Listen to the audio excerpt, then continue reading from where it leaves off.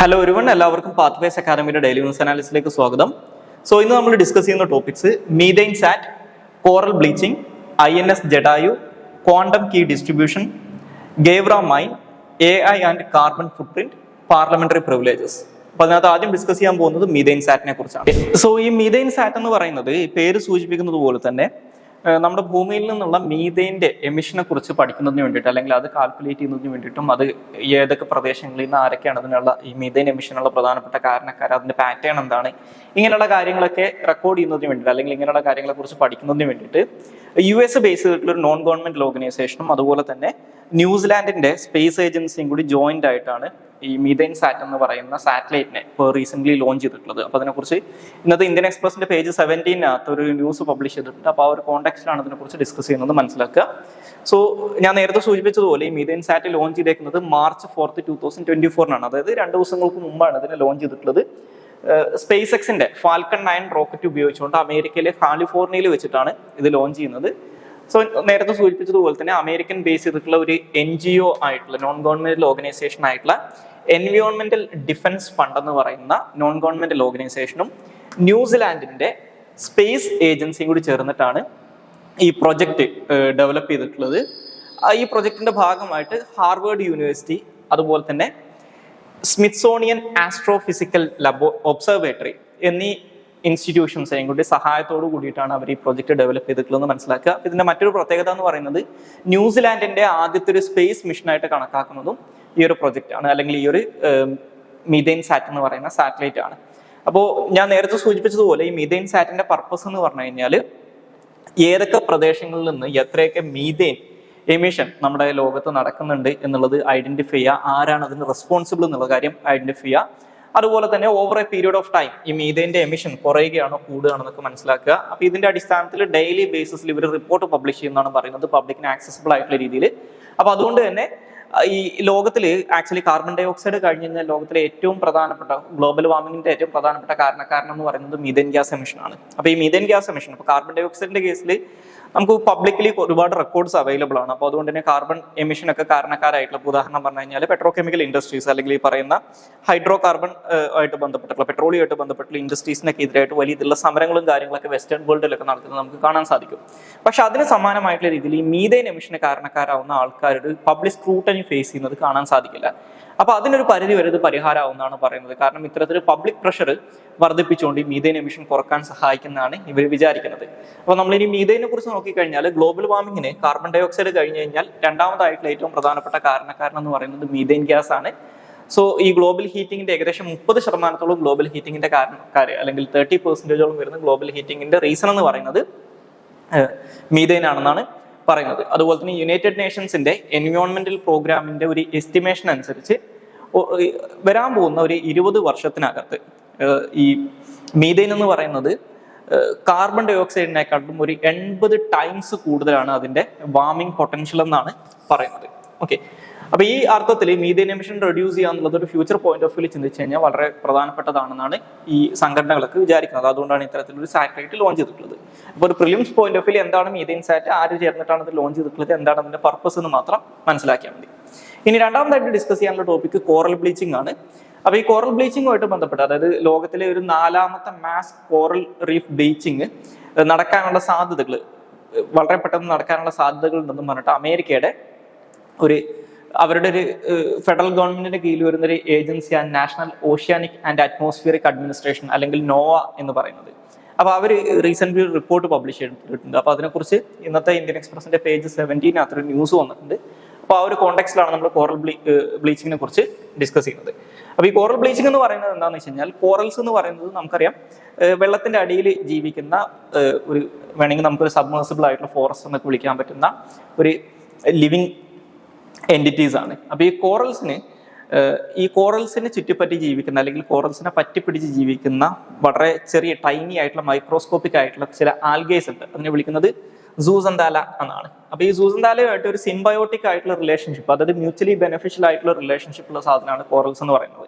അപ്പോൾ ഓരോ കോറൽസിനും അതിന്റെ യുണീക്ക് ആയിട്ടുള്ള കളർ കൊടുക്കുന്നത് ഈ സൂസന്താലാസിന്റെ, അതായത് ആ കോറലിനെ പറ്റിപ്പിടിച്ചിരിക്കുന്ന സൂസന്താലാസിന്റെ കളറിന്റെ അടിസ്ഥാനത്തിലാണ്. അപ്പോൾ ബേസിക്കലി ഒരു സിംബയോട്ടിക് റിലേഷൻഷിപ്പ് ആണ്. അപ്പോൾ ഞാൻ പറഞ്ഞു ഈ കോറൽസിന്റെ ഒരു പ്രൈമറി ഫുഡ് സോഴ്സ് എന്ന് പറയുന്നത് ഈ സൂസൻതലാസ് ആണ്. പക്ഷെ സൂസൻതലാസിന് അറ്റ് ദ സെയിം ടൈം അവർക്ക് ജീവിക്കാനുള്ള ഒരു എൻവയോൺമെന്റ് കൊടുക്കുന്നത് കോറൽ റീഫ്സ് ആണ് അല്ലെങ്കിൽ കോറൽസ് ആണ്. അപ്പോൾ അതാണ് ഇവർ തമ്മിലുള്ള സിംബയോട്ടിക് റിലേഷൻഷിപ്പ് എന്ന് പറയുന്നത്. പക്ഷേ എക്സ്റ്റേണൽ ആയിട്ടുള്ള പല ഫാക്ടേഴ്സും കാരണം, ഇപ്പോൾ ചില കാരണങ്ങൾ കാരണം ഈ സൂസൻതലാസ് ഈ കോറൽസിൽ നിന്ന് വിട്ടുപോകും. ഓക്കെ, അപ്പൊ അങ്ങനെ നടക്കുന്ന സമയത്ത്, അതായത് കോറൽസിൽ നിന്ന് ഈ സൂസൻതലാസ് എക്സ്പെൽ ചെയ്യപ്പെടുന്ന സമയത്ത് ഈ കോറൽസിന്റെ വൈറ്റ് കളർ എക്സ്പോസ്ഡ് ആയിട്ട് മാറും. അപ്പൊ ഇതിനെയാണ് ഈ സൂസൻതലാസ് കംപ്ലീറ്റ്ലി വിട്ടുപോകുന്ന സമയത്ത് കംപ്ലീറ്റ്ലി കോറൽസ് ഒരു വൈറ്റ് കളറായിട്ട് മാറുമ്പോൾ അതിനെയാണ് നമ്മൾ കോറൽ ബ്ലീച്ചിങ് എന്ന് പറയുക. ഓക്കെ, അപ്പൊ നോർമലി കോറൽ ബ്ലീച്ചിങ് എന്ന് പറഞ്ഞു കഴിഞ്ഞാൽ ആ കോറൽസ് മരിച്ചു പോകുന്നു എന്നല്ല അർത്ഥം, പക്ഷെ അത് ഒരുപാട് സ്ട്രെസ്ഡ് ആയിട്ടിരിക്കുകയാണ് എന്നാണ് അതിന്റെ അർത്ഥം. ഇതിനുള്ള ഒരു പ്രകൃതി തത്വ കിട്ടുന്ന ഒരു പ്രൊട്ടക്ഷൻ ഇല്ലാതാവുകയാണ് ചെയ്യുന്നത്. അപ്പോൾ അത് വൾണറബിൾ ആയിട്ട് മാറും, അതായത് കൂടുതൽ അസുഖങ്ങളൊക്കെ വരാനുള്ള സാധ്യത ഉണ്ടാവും. അപ്പോൾ കുറച്ച് കാലങ്ങളായിട്ട് വലിയ ഇതിലുള്ള ബ്ലീച്ചിങ് നടന്നു കഴിഞ്ഞാൽ ഈ കോറൽസ് നശിച്ചു പോകാനുള്ള സാധ്യതകൾ കൂടുതലാണെന്ന് മനസ്സിലാക്കുക. ഇനി ഈ കോറൽ ബ്ലീച്ചിങ്ങിനുള്ള കാരണങ്ങൾ എന്തൊക്കെയാണെന്ന് വെച്ച് കഴിഞ്ഞാൽ, ഒന്ന് ഓഷ്യാനിക് ടെമ്പറേച്ചറിനകത്തുള്ള ചേഞ്ച് ആണ്. അത് വലിയ രീതിയിൽ ഓഷ്യാനിക് ടെമ്പറേച്ചർ കൂടുകയോ കുറയുകയോ ചെയ്തു കഴിഞ്ഞാൽ രണ്ട് രീതിയിലും കോറൽ ബ്ലീച്ചിങ് നടക്കാം. അപ്പോൾ കാലിഫോർണിയയിലൊക്കെ നോർമലി ആൾക്കാർ വിശ്വസിച്ചുകൊണ്ടിരുന്നത് ഈ ഓഷ്യാനിക് വാട്ടറിന്റെ ടെമ്പറേച്ചർ റൈസ് ചെയ്യുമ്പോഴാണ്, അല്ലെങ്കിൽ ചൂട് കൂടുമ്പോൾ മാത്രമാണ് കോറൽ ബ്ലീച്ചിങ് നടക്കുന്നതെന്നാണ് വിചാരിച്ചിരുന്നത്. പക്ഷേ റീസെന്റ് നടത്തിയിട്ടുള്ള ഒരു സ്റ്റഡിക്കകത്ത് ഇപ്പോൾ ഈ ഓഷ്യാനിക് ടെമ്പറേച്ചർ വലിയ ഇതിൽ പെട്ടെന്ന് ഡിക്രീസ് ചെയ്ത് കഴിഞ്ഞാലും അല്ലെങ്കിൽ പെട്ടെന്ന് തണുപ്പ് കൂടിക്കഴിഞ്ഞാലും കോറൽ ബ്ലീച്ചിങ് നടക്കും എന്ന് പറഞ്ഞിട്ടുണ്ട്. കാലിഫോർണിയയിലൊക്കെ ഇതിന് സിമിലർ ആയിട്ടുള്ള ഇൻസിഡൻസ് സംഭവിച്ചിട്ടുണ്ടെന്ന് പറയപ്പെടുന്നുണ്ട്. അപ്പോൾ ഓഷ്യാനിക് ടെമ്പറേച്ചറിനകത്തുള്ള വലിയ രീതിയിലുള്ള ചേഞ്ച് കോറൽ ബ്ലീച്ചിങ്ങിന് കാരണമാവും. അത് രണ്ടാമത്തത് റൺ ഓഫ് പൊല്യൂഷൻ ആണ്. അതായത് വലിയ രീതിയിലുള്ള മഴയൊക്കെ കാരണം ഈ ഓഷ്യാനിക് സലിനിറ്റിക്കകത്തൊക്കെ വലിയ രീതിയിലുള്ള ഡിഫറൻസ് വരുന്ന സമയത്ത്, ഡൈല്യൂഷൻ വരുന്ന സമയത്ത്, അതായത് ഓഷ്യൻ വാട്ടർ വളരെ പെട്ടെന്ന് റാപ്പിഡായിട്ട് ഡൈല്യൂട്ട് ചെയ്യുന്ന സമയത്ത് ഈ ബ്ലീച്ചിങ് നടക്കും. അതുപോലെ തന്നെ ഇത്തരത്തിലുള്ള മഴ കാരണം അല്ലെങ്കിൽ വലിയ രീതിയിൽ ഓഷനിലേക്ക് നമ്മുടെ കരയിൽ നിന്നുള്ള വെള്ളം വന്നു ചേരുന്ന സമയത്ത്, മഴയൊക്കെ കാരണം റൺ ഓഫ് വരുന്ന സമയത്ത് അതിൻ്റെ കൂടെ ഒരുപാട് സെഡിമെന്റ്സ് വരും. അപ്പോൾ ഈ സെഡിമെന്റ്സും അതുപോലെ തന്നെ ഈ പൊല്യൂട്ടൻസും കാരണവും കോറൽ ബ്ലീച്ചിങ് നടക്കാം. അതുപോലെ തന്നെ സൺലൈറ്റിന് കൂടുതൽ എക്സ്പോസ്ഡ് ആയി കഴിഞ്ഞാൽ, ഓക്കെ, ആ സമയത്തും സോളാർ ഇറേഡിയേഷൻ കാരണം കോറൽ ബ്ലീച്ചിങ് നടത്താം. എക്സ്ട്രീം ആയിട്ടുള്ള ലോ ടൈഡ്സ് കാരണം കോറൽ ബ്ലീച്ചിങ് നടക്കാം. അപ്പോൾ ഈ കാരണങ്ങൾ കൊണ്ടൊക്കെയാണ് കോറൽ ബ്ലീച്ചിങ് പ്രധാനമായിട്ടും നടക്കുന്നതെന്നാണ് പറയുന്നത്. ഇനി മാസ്സായിട്ടുള്ള കോറൽ ബ്ലീച്ചിങ്ങിനെ കുറിച്ച് നോക്കിക്കഴിഞ്ഞാൽ, ഇപ്പോൾ നേരത്തെ ഞാൻ പറഞ്ഞു ഈ ന്യൂസിനകത്ത് പറയുന്നത് 4ാമത്തെ മാസ് കോറൽ ബ്ലീച്ചിങ് നടക്കാൻ സാധ്യതയുണ്ട് എന്നാണ് പറയുന്നത്. അപ്പോൾ ഇതിന് മുമ്പ് നടന്നിട്ടുള്ള 3 മാസ് കോറൽ ബ്ലീച്ചിങ്സ് എന്ന് പറയുന്നത്, ഒന്നാമത്തത് ഫസ്റ്റ് മാസ് കോറൽ ബ്ലീച്ചിങ് എന്ന് പറയുന്നത് 1998 റെക്കോർഡ് ചെയ്യപ്പെട്ടിട്ടുള്ളത്. അന്ന് ആ സമയത്തുണ്ടായിരുന്ന എൽനിനോ കാരണം വെതർ പാറ്റേണിനകത്ത് വലിയ രീതിയിലുള്ള മാറ്റം വരികയും സീ സർഫസ്, എസ്പെഷ്യലി പസഫിക് ഓഷനകത്തുള്ള സീ സർഫസ് വളരെ പെട്ടെന്ന് ഹീറ്റപ്പ് ചെയ്യുകയും ചെയ്ത സമയത്ത് അന്നത്തെ ലോകത്തിലുള്ള ടോട്ടൽ കോറൽസിന്റെ ഏകദേശം 8% അന്ന് നടന്നിട്ടുള്ള ബ്ലീച്ചിങ് കാരണം മരണപ്പെട്ടിട്ടുണ്ടെന്നാണ് പറയുന്നത്. ഇനി രണ്ടാമത്തെ മാസ് ബ്ലീച്ചിങ് നടക്കുന്നത് 2002 സോ ഇത് നടക്കാനുള്ള കാരണം എന്താണെന്ന് വെച്ച് കഴിഞ്ഞാൽ, ഏകദേശം ഇതൊരു വളരെ മാസീവ് ആയിട്ടുള്ള കോറൽ ബ്ലീച്ചിങ് ആയിരുന്നു എന്നാണ് പറയുന്നത്. അപ്പോൾ ഇതൊരു ക്ലോസ്ലി സ്പേസ്ഡ് ആയിട്ടുള്ള ബ്ലീച്ചിങ് ആയിരുന്നു എന്നും പറയാം. കാരണം 98 നടന്നു, അതിന് തൊട്ട് പിന്നാലെ 4 വർഷത്തിനകത്ത് 2002 നടന്നിട്ടുണ്ട്. ഓക്കെ, ഇനി ഈ പറഞ്ഞിട്ടുള്ള കോറൽ ബ്ലീച്ചിങ്ങിനകത്ത് ഏറ്റവും ഡാമേജിങ് ആയിട്ടുള്ള ബ്ലീച്ചിങ് നടന്നിട്ടുള്ള 2014 തൊട്ട് 2017 വരെയുള്ള കാലഘട്ടത്തിലാണെന്നാണ് പറയുന്നത്. അതാണ് 3ാമത്തെ മാസ് ബ്ലീച്ചിങ് എന്ന് പറയുന്നത്.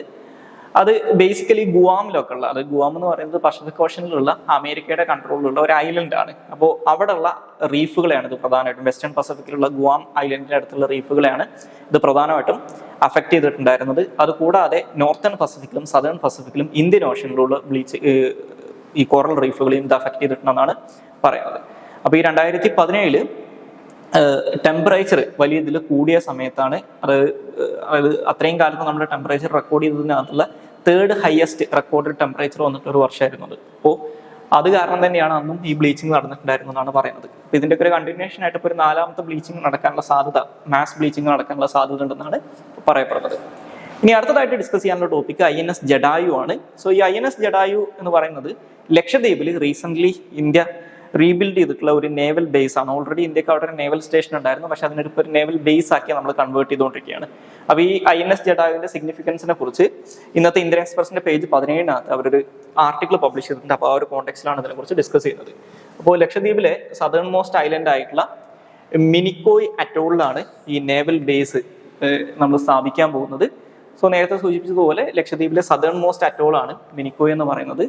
സോ ഈ INS ജഡായു ഓപ്പറേഷണലൈസ് ചെയ്യപ്പെട്ട് കഴിഞ്ഞാൽ ലക്ഷദ്വീപിനകത്തുള്ള രണ്ടാമത്തെ നേവൽ ബേസ് ആയിരിക്കും ഈ INS ജഡായു എന്നാണ് പറയുന്നത്. കാരണം 2012 ഇന്ത്യ നമ്മുടെ ലക്ഷദ്വീപിലെ ആദ്യത്തെ ഇന്ത്യൻ നേവിയുടെ നേവൽ ബേസ് ആയിട്ട് INS ദ്വീപ് പ്രക്ഷക് എന്ന് പറയുന്ന ഒരു നേവൽ ബേസ് കവരത്തിയിൽ എസ്റ്റാബ്ലിഷ് ചെയ്തിട്ടുണ്ടായിരുന്നു. അപ്പൊ രണ്ടാമത്തെ ആയിരിക്കും ഈ INS ജഡായു എന്നാണ് പറയുന്നത്.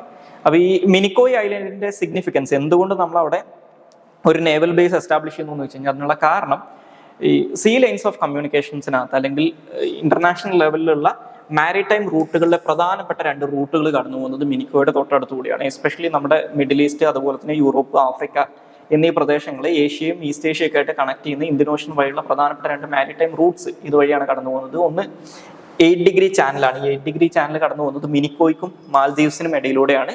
രണ്ടാമത്തത് 9 ഡിഗ്രി ചാനലാണ്. അത് മിനിക്കോയ്ക്കും അതുപോലെ തന്നെ ലക്ഷദ്വീപിലെ പ്രധാനപ്പെട്ട ഗ്രൂപ്പ് ഓഫ് ഐലൻഡ്സിനും ഇടയിലൂടെയാണ് കടന്നു പോകുന്നത്. അപ്പൊ ഇതിന്റെ മറ്റൊരു സിഗ്നിഫിക്കൻസ് എന്ന് പറയുന്നത് ഇപ്പൊ റീസെന്റ് ആണ് ഇന്ത്യ മൗറീഷ്യസിൽ ഇന്ത്യയുടെ ഒരു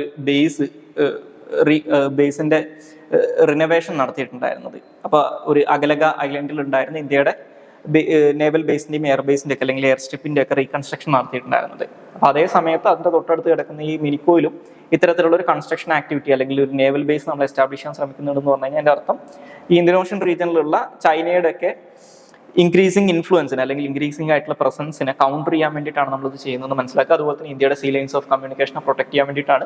അത് കൂടാതെ ഈ മിനിക്കോയുടെ തൊട്ടടുത്ത് കിടക്കുന്ന രാജ്യമാണ് മാൽദീവ്സ് എന്ന് പറയുന്നത്. മാൽദീവ്സുമായിട്ടുള്ള ഇന്ത്യയുടെ ബന്ധം വഷളായിരിക്കുന്ന ഒരു സാഹചര്യമാണിത്. അപ്പൊ അതിനെ ഇപ്പോൾ മാൽദീവ്സിലുള്ള ഇന്ത്യയുടെ ബേസിൽ നിന്ന് അല്ലെങ്കിൽ മാൽദീവ്സിൽ നിന്ന് ഇന്ത്യൻ സൈന്യത്തിനെ വിഡ്രോ ചെയ്യാൻ വേണ്ടിയിട്ട് മാൽദീവൻ ഗവൺമെന്റ് ആവശ്യപ്പെട്ടത് കാരണം മെയ് 10 അവിടെ നിന്നുള്ള ഇന്ത്യൻ സൈന്യത്തിന് ഇന്ത്യ വിഡ്രോ ചെയ്യാൻ പോവാണ്. അപ്പൊ ആ സമയത്ത് അത് കാരണം ഉണ്ടാകുന്ന തിരിച്ചടികൾ ഓഫ്സെറ്റ് ചെയ്യാനൊക്കെ ഇതൊരു പരിധി വരെ നമ്മളെ സഹായിക്കും എന്ന് വേണമെങ്കിൽ പറയാം. ഇനി അടുത്തതായിട്ട് ഡിസ്കസ് ചെയ്യാനുള്ള ടോപ്പിക് ക്വാണ്ടം കീ ഡിസ്ട്രിബ്യൂഷൻ ആണ്. സോ ഇതുമായിട്ട് ബന്ധപ്പെട്ട് ഇന്നത്തെ PIB-കകത്ത് ഒരു ആർട്ടിക്കിൾ വന്നിട്ടുണ്ടായിരുന്നു. സോ ഈ ക്വാണ്ടം കീ ഡിസ്ട്രിബ്യൂഷൻ എന്ന് പറയുന്നത് ഒരു സെക്യൂർ ആയിട്ടുള്ള കമ്മ്യൂണിക്കേഷൻ മെത്തേഡ് ആണ്. അതായത് എൻക്രിപ്ഷൻ കീസ് എക്സ്ചേഞ്ച് ചെയ്യുന്നതിന് വേണ്ടിയിട്ടുള്ള ഒരു സെക്യൂർ കമ്മ്യൂണിക്കേഷൻ മെത്തേഡ് ആണെന്ന് മനസ്സിലാക്കുക. അപ്പൊ ഇത് 2 ഷെയർഡ് പാർട്ടീസിന്റെ ഇടയിൽ മാത്രമേ ഇത് അറിയാൻ പറ്റുള്ളൂ. അതുകൊണ്ടാണ് ഇതൊരു സെക്യൂർഡ് കമ്മ്യൂണിക്കേഷൻ മെത്തേഡ് ആണെന്ന് പറയുന്നത്, അല്ലെങ്കിൽ ഈ പറയുന്ന എൻക്രിപ്ഷൻ കീസ് എക്സ്ചേഞ്ച് ചെയ്യാനുള്ള ഒരു സെക്യൂർഡ് കമ്മ്യൂണിക്കേഷൻ മെത്തേഡ് ആണെന്ന് പറയുന്നത്. അപ്പൊ ഇത് ക്വാണ്ടം ഫിസിക്സിനകത്ത് ഉള്ള ചില പ്രോപ്പർട്ടീസ് യൂസ് ചെയ്തിട്ടാണ് ഈ കാര്യം ചെയ്യുന്നത്, അല്ലെങ്കിൽ ഈ ക്രിപ്റ്റോഗ്രാഫിക് ആയിട്ടുള്ള കീസിന്റെ എക്സ്ചേഞ്ച് നടത്തുന്നത്. അപ്പൊ അതുകൊണ്ട് തന്നെ ഇത് വലിയ രീതിയിൽ സാധാരണഗതിയിൽ നമ്മൾ ഇതിന് മുമ്പത്തെ കാലഘട്ടത്തിൽ ഈ ക്വാണ്ടം കീസിന് മുമ്പ് നിലവിൽ നമ്മൾ യൂസ് ചെയ്യുന്ന എൻക്രിപ്ഷൻ കീസ് എന്ന് പറയുന്നത് ബേസിക്കലി മാത്തമാറ്റിക്കൽ ആയിട്ടുള്ള കാൽക്കുലേഷൻസിന്റെ അടിസ്ഥാനത്തിലാണ്. ഇത് ക്വാണ്ടം ഫിസിക്സിന്റെ അടിസ്ഥാനത്തിലായതുകൊണ്ട് തന്നെ ഇത് കുറച്ചും കൂടി സെക്യൂർ ആയിരിക്കും എന്നാണ് പറയുന്നത്. അപ്പൊ ഈ പറയുന്ന ഈ ക്വാണ്ടം കീ ഡിസ്ട്രിബ്യൂഷൻ എന്ന് പറയുന്നത് ഇതിന്റെ ഭാഗമായിട്ടുള്ള 2 പാർട്ടീസിന് അല്ലെങ്കിൽ 2 ഇൻഡിവിജ്വൽസിന്റെ 2 കമ്പനീസിന്റെ ഒക്കെ ഇടയിൽ അവർക്ക് വളരെ സെക്യൂർ ആയിട്ടുള്ള ഒരു കീ പ്രൊഡ്യൂസ് ചെയ്യാനും അത് ഷെയർ ചെയ്യാനും ഒരു എൻക്രിപ്റ്റ് ചെയ്യാനും ഡീക്രിപ്റ്റ് ചെയ്യാനൊക്കെ പറ്റുന്ന രീതിയിൽ അത് ഷെയർ ചെയ്യാനൊക്കെ വളരെ സെക്യൂർ ആയിട്ടുള്ള രീതിയിൽ പറ്റും എന്നാണ് പറയുന്നത്. ഓക്കെ, അപ്പോൾ ഇത് പ്രധാനമായിട്ടും ഒരു method of distributing keys between the parties ആണെന്ന് മനസ്സിലാക്കുക. അപ്പോൾ നേരത്തെ ഞാൻ പറഞ്ഞതുപോലെ കൺവെൻഷനലി നമ്മൾ ഈ പറയുന്ന എൻക്രിപ്ഷൻ കീസൊക്കെ, എൻക്രിപ്ഷൻ ആണെങ്കിലും ഡീക്രിപ്ഷൻ ആണെങ്കിലും ഉള്ള കീസൊക്കെ നിർമ്മിച്ചിട്ടുണ്ടായിരുന്നത് അല്ലെങ്കിൽ ഇതിൻ്റെയൊക്കെ ഒരു ബേസ് എന്ന് പറയുന്നത് മാത്തമാറ്റിക്കൽ ആയിട്ടുള്ള കാൽക്കുലേഷൻ ആയിരുന്നു, അല്ലെങ്കിൽ മാത്തമാറ്റിക്സ് ആയിരുന്നു. അപ്പോൾ അതിന് പകരം ഇവർ യൂസ് ചെയ്യുന്നത് ഫിസിക്കലായിട്ടുള്ള അല്ലെങ്കിൽ ക്വാണ്ടം ഫിസിക്സുമായിട്ട് ബന്ധപ്പെട്ടിട്ടുള്ള തിയറീസ് യൂസ് ചെയ്തിട്ടാണ് ഈ കാര്യങ്ങൾ ചെയ്യുന്നതെന്ന് മനസ്സിലാക്കുക. ഇനി അടുത്തതായിട്ട് ഡിസ്കസ് ചെയ്യാനുള്ള ടോപ്പിക് ഗെവ്ര മൈൻ ആണ്. സോ ഈ ഗെവ്ര മൈൻ എന്ന് പറയുന്നത് നിലവിൽ ഇന്ത്യയിലെ ലാർജസ്റ്റ് കോൾ മൈൻ ആണ്. ഗെവ്ര മൈൻ എന്ന് പറയുന്നത് ഛത്തീസ്ഗഡിലെ കോർബ ഡിസ്ട്രിക്റ്റിലാണ് ഇത് ലൊക്കേറ്റ് ചെയ്തിട്ടുള്ളത്. അപ്പൊ ഈ മൈനിന്റെ എക്സ്പാൻഷന് വേണ്ടിയിട്ടുള്ള ഒരു അപേക്ഷ അല്ലെങ്കിൽ അതിന് വേണ്ടിയിട്ടുള്ള എൻവയോൺമെന്റൽ ക്ലിയറൻസ് ഇപ്പോൾ റീസെന്റ് അവർക്ക് കിട്ടിയിട്ടുണ്ടായിരുന്നു. അപ്പൊ അതോട് കൂടിയിട്ട് ഈ എക്സ്പാൻഷൻ സംഭവിച്ചു കഴിഞ്ഞാൽ ഏഷ്യയിലെ ലാർജസ്റ്റ് കോൾ മൈൻ ആയിട്ട് ഇത് മാറും എന്നാണ് പറയുന്നത്. ഓക്കെ, അതുകൂടാതെ ലോകത്തിലെ തന്നെ 3ാമത്തെ ലാർജസ്റ്റ് കോൾ മൈൻ ആയിട്ട് ഇത് മാറും, ഈ എക്സ്പാൻഷൻ നടന്നു കഴിഞ്ഞാൽ മാറും എന്നാണ് ഇപ്പോൾ പറയപ്പെടുന്നത്. സോ ഇന്ത്യയിലെ ലാർജസ്റ്റ് കോൾ മൈൻ ആണിത്.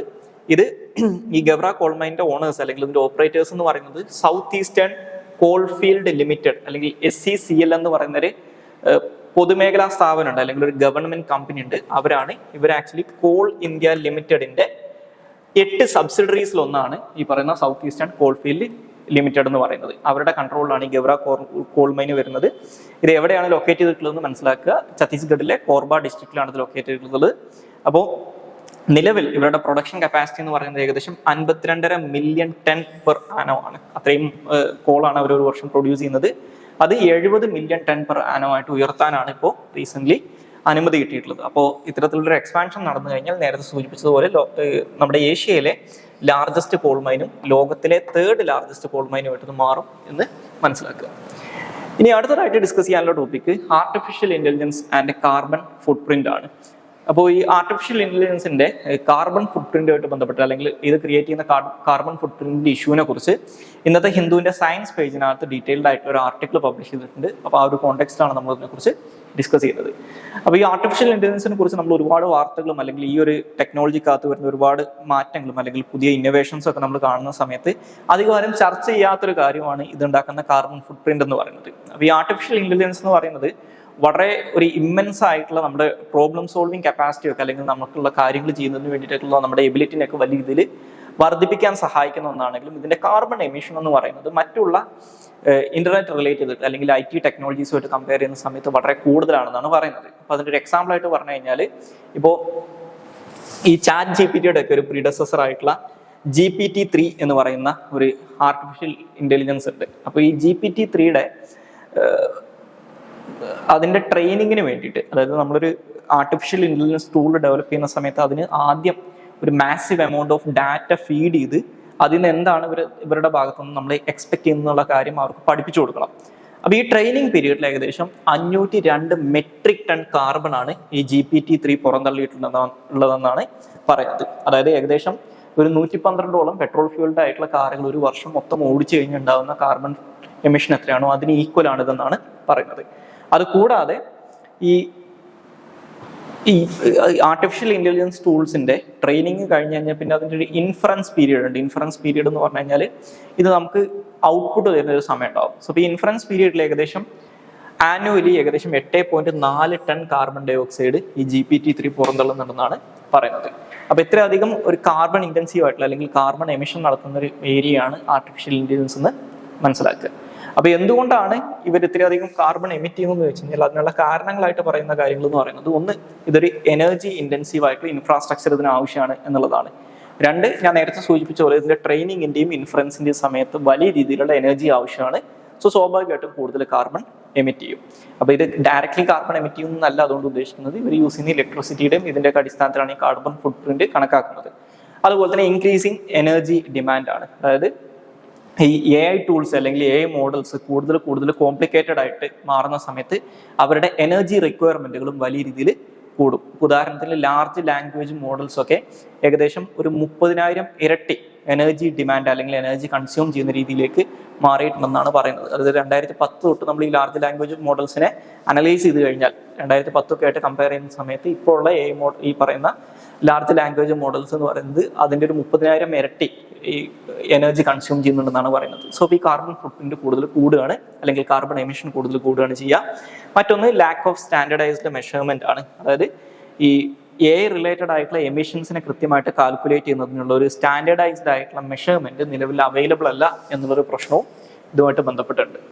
ഇനി ഈ ഇഷ്യൂവിനെ അഡ്രസ് ചെയ്യുന്നതിന് വേണ്ടിയിട്ടുള്ള സൊല്യൂഷൻസ് എന്തൊക്കെയാണെന്ന് നോക്കിക്കഴിഞ്ഞാൽ ഒരു സൊല്യൂഷനായിട്ട് നമുക്ക് പറയാൻ പറ്റുന്ന ഒന്നാമത്തെ കാര്യം ടെക്നോളജിക്കൽ ആയിട്ടുള്ള സൊല്യൂഷൻ ആണ്. അപ്പോൾ അതിന് വേണ്ടിയിട്ടുള്ള ഒരു കാര്യമാണ് സ്പൈക്കിംഗ് ന്യൂറൽ നെറ്റ്വർക്ക് എന്ന് പറയുന്നത്. അപ്പോൾ ഇതിന് എനർജി എഫിഷ്യൻ്റ് ആയിട്ടുള്ള നമ്മുടെ ആർട്ടിഫിഷ്യൽ ഇന്റലിജൻസിനകത്ത് യൂസ് ചെയ്യുന്ന ന്യൂറൽ നെറ്റ്വർക്സിന് അല്ലെങ്കിൽ ആർട്ടിഫിഷ്യൽ ന്യൂറൽ നെറ്റ്വർക്സിനുള്ള ഒരു എനർജി എഫിഷ്യൻ്റ് ഓൾട്ടർനേറ്റീവ് ആണ് സ്പൈക്കിംഗ് ന്യൂറൽ നെറ്റ്വർക്ക്സ് എന്ന് പറയുന്നത്. അത് കുറച്ചും കൂടി എനർജി എഫിഷ്യൻ്റ് ആണ്. അതായത് ബേസിക്കലി നമ്മുടെ ബ്രെയിനിൻ്റെ ഒരു എഫിഷ്യൻസിനെ മിമിക് ചെയ്യുന്നൊരു കാര്യമാണ് ഈ സ്പൈക്കിംഗ് ന്യൂറൽ നെറ്റ്വർക്ക് എന്ന് പറയുന്നത്. അതായത് നമ്മൾ ഈ പറയുന്ന ബ്രെയിൻ ബേസിക്കലി വർക്ക് ചെയ്യുന്നതാണ് ഇന്റർമീഡിയന്റ് ആയിട്ടുള്ള ഇലക്ട്രിക് സിഗ്നൽസ് അല്ലെങ്കിൽ സ്പൈക്സ് പുറപ്പെടുവിച്ചുകൊണ്ടാണ്. അപ്പോൾ ആ രീതിയിലാകുന്ന സമയത്ത് കുറച്ചും കൂടി എനർജി കൺസേർവ് ചെയ്യാൻ പറ്റുമെന്നാണ് പറയുന്നത്. രണ്ടാമത്തേത് എന്ന് പറയുന്നത് ലൈഫ് ലോങ് ലേണിംഗ് എന്ന് പറയുന്ന മെത്തേഡാണ്, അല്ലെങ്കിൽ ലൈഫ് ലോങ് ലേണിംഗ് ആൽഗോരിതം എന്ന് പറയും. അതായത് ലൈഫ് ലോങ് ലേണിംഗ് ആൽഗോരിതം എന്ന് പറഞ്ഞു കഴിഞ്ഞാൽ ഈ ഒരേ സമയം നമ്മൾ മൾട്ടിപ്പിൾ ടാസ്കുകൾ ചെയ്യുന്ന സമയത്ത് മുൻപ് നമ്മൾ പഠിച്ചു വെച്ചിട്ടുള്ള അല്ലെങ്കിൽ പ്രീവിയസ്ലി നമുക്ക് അറിയുന്ന കാര്യങ്ങൾ മറന്നു പോകാതിരിക്കാനുള്ള നമ്മുടെ കേപ്പബിലിറ്റിയാണ് ലൈഫ് ലോങ് ലേണിംഗ് എന്ന് പറയുന്നത്. അപ്പോൾ അത് റീട്രെയിനിങ് പേർപ്പസിനെ ഒരു പരിധി വരെ എലിമിനേറ്റ് ചെയ്യുന്നുണ്ട്. നമുക്ക് വീണ്ടും പണ്ട് പഠിച്ച കാര്യങ്ങൾ വീണ്ടും പഠിക്കേണ്ട കാര്യം ഉണ്ടാവില്ല. അപ്പോൾ ഇത് ഈ എനർജി കൺസംഷനെ മിനിമൈസ് ചെയ്യാൻ സഹായിക്കും എന്ന് പറയുന്നുണ്ട്. അതുപോലെ തന്നെ മറ്റൊരു പോസിബിൾ സൊല്യൂഷനായിട്ട് പറയുന്നത് AI ടെക്നോളജിക്കകത്തുള്ള അഡ്വാൻസ്മെന്റ് ആണ്. ഉദാഹരണത്തിന് സ്മോളർ ആയിട്ടുള്ള AI മോഡൽസ് ഡെവലപ്പ് ചെയ്യുക, ക്വാണ്ടം കമ്പ്യൂട്ടിങ്, അതായത് ഈ ക്വാണ്ടം കമ്പ്യൂട്ടേഴ്സ് കുറച്ചും കൂടി സുപ്പീരിയർ ആയിട്ടുള്ള കമ്പ്യൂട്ടിംഗ് കേപ്പബിലിറ്റീസ് നമുക്ക് തരുന്ന ഒരു കാര്യമാണ്. അപ്പോൾ ഈ ക്വാണ്ടം കമ്പ്യൂട്ടിങ് കൂടുതലായിട്ട് ഉപയോഗിക്കുക, ഇങ്ങനെയുള്ള കാര്യങ്ങളൊക്കെ ചെയ്തുകൊണ്ടും ഈ എനർജി എമിഷൻ അല്ലെങ്കിൽ എനർജി കൺസംഷൻ കുറക്കാൻ പറ്റും. അതുപോലെ തന്നെ കൊളാബറേറ്റീവ് എഫേർട്സ് പറയാം, റിസർച്ച് ആൻഡ് ഡെവലപ്മെന്റിനകത്ത് കൂടുതൽ കൊളാബറേഷൻ നടത്തിക്കൊണ്ട് എനർജി എഫിഷ്യൻ്റ് ആയിട്ടുള്ള AI ടെക്നോളജീസ് ഡെവലപ്പ് ചെയ്യാൻ ശ്രമിക്കാം. ഇന്റർനാഷണൽ പാർട്ട്ണർഷിപ്പ്, ഇത്തരത്തിലുള്ള രാജ്യങ്ങൾക്കിടയിൽ ഇന്റർനാഷണൽ പാർട്ട്ണർഷിപ്പ് ഉണ്ടാക്കിയെടുത്തുകൊണ്ട് നോളജും റിസോഴ്സസും ഒക്കെ ഷെയർ ചെയ്തുകൊണ്ട് AI മോഡൽസിന്റെ കാർബൺ ഫുട് പ്രിന്റ് കുറക്കാൻ ശ്രമിക്കാൻ പറ്റും. ഇനി അടുത്തതായിട്ട് ഡിസ്കസ് ചെയ്യാനുള്ള ടോപ്പിക് പാർലമെന്ററി പ്രിവിലേജസ് ആണ്. സോ പാർലമെന്ററി പ്രിവിലേജസിനെ കുറിച്ച് ഡിസ്കസ് ചെയ്യുന്നതിന്റെ ഒരു കോണ്ടെക്സ്റ്റ് എന്ന് പറയുന്നത്, ഇന്നലെ നമ്മളൊരു പ്രിലിംസ് പോയിന്റ് ഓഫ് വ്യൂ ഈ പാർലമെന്ററി പ്രിവിലേജസിനെ കുറിച്ച് പറഞ്ഞിട്ടുണ്ടായിരുന്നു. അതായത് പഴയ JMM കേസിലെ വേർഡിക്റ്റ് ഉണ്ട്, സുപ്രീം കോടതിന്റെ വേർഡിക്റ്റ് ഉണ്ടായിരുന്നു. അതായത് ഈ ലെജിസ്ലേച്ചേഴ്സ്, ഇപ്പോൾ ഒരു MP പണം വാങ്ങിച്ചുകൊണ്ട് സഭക്കകത്ത് ചോദ്യം ചോദിക്കുകയോ ചർച്ചകളിൽ പങ്കെടുക്കുകയോ വോട്ട് ചെയ്യുകയൊക്കെ ചെയ്തു കഴിഞ്ഞാലും അതൊരു ബ്രൈബറി ആക്കി കണക്കാക്കിയിട്ട് അവരെ ശിക്ഷിക്കാൻ പറ്റില്ല. കാരണം അവർക്ക് right to speak, right to vote എന്ന് പറയുന്നത് പാർലമെന്ററി പ്രിവിലേജസ് ആയിട്ടുണ്ട് എന്ന് പറഞ്ഞിട്ടുള്ളൊരു വേർഡിക്റ്റ് ആയിരുന്നു JMM വേർഡിക്റ്റ്. അപ്പൊ അത് ഇപ്പൊ സുപ്രീം കോടതിയുടെ ഒരു 7 അംഗ കോൺസ്റ്റിറ്റ്യൂഷൻ ബെഞ്ച് ഓവർറൂൾ ചെയ്തിട്ടുണ്ട്. അങ്ങനെ പറ്റില്ല, ബ്രൈബറി വാങ്ങിച്ചിട്ടാണ് കാര്യങ്ങൾ ചെയ്യുന്നതെങ്കിൽ അതിന് പാർലമെന്ററി പ്രിവിലേജിന്റെ സംരക്ഷണം കിട്ടില്ല എന്ന് പറഞ്ഞിട്ടുണ്ടായിരുന്നു. അപ്പൊ അതുമായിട്ട് ബന്ധപ്പെട്ട് ഇന്നത്തെ ഇന്ത്യൻ എക്സ്പ്രസിന്റെ ഒരു എഡിറ്റോറിയൽ അവർ പബ്ലിഷ് ചെയ്തേക്കുന്നത് ഈ ഒരു കേസിനെ കുറിച്ചാണ്. ഓക്കെ, പ്രൊട്ടക്ടിങ് ഡിബേറ്റ് എന്ന് പറഞ്ഞിട്ടുള്ള ഒരു എഡിറ്റോറിയൽ പബ്ലിഷ് ചെയ്തിട്ടുണ്ട്. അപ്പോൾ ആ ഒരു കോണ്ടെക്സ്റ്റിലാണ് നമ്മളൊരു മെയിൻസ് പോയിന്റ് ഓഫ് വ്യൂ മനസ്സിലാക്കാൻ ശ്രമിക്കുന്നത്.